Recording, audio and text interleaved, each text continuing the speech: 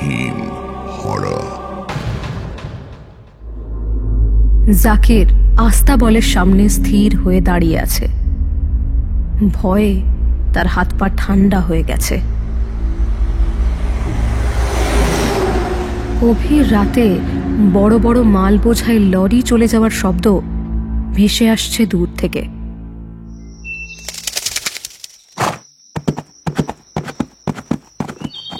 প্রতিদিন ভোরবেলা সূর্য ওঠার আগে এই 4টে পাঁজর বেরিয়ে পড়া ঘোড়াদের ময়দানে নিয়ে যাওয়া থেকে বিকেলবেলা টানা গাড়ির সাথে এদেরকে জুড়ে দেওয়া পর্যন্ত জাকিরের দম ফেলার সময় থাকে না একটুও। নামানো, খাওয়ানো, তাদের সাথে ময়দানে ছুটে বেড়ানো, এসব করতে করতেই জাকিরের সময় কেটে যায়।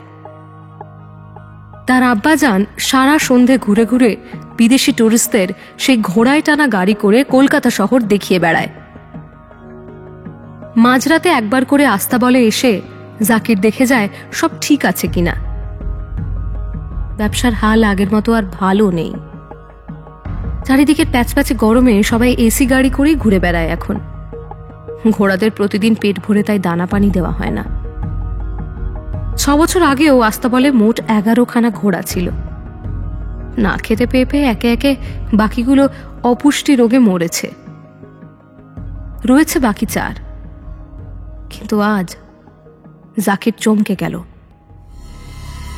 সে এখন দিব্যি দেখছে আস্তাবলে 4টের সাথে আরো 7টা, মোট 11খানা ঘোড়াই এদিক ওদিক ঘুরে বেড়াচ্ছে বেমালুম।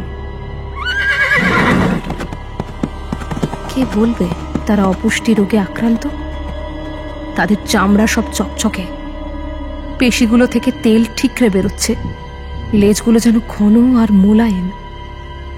জাকির দেখল ঘোড়াদের চোখের মণিগুলো শুধু নেই, তার বদলে চোখগুলো সম্পূর্ণ কালো কাঁচের মতো হয়ে আছে।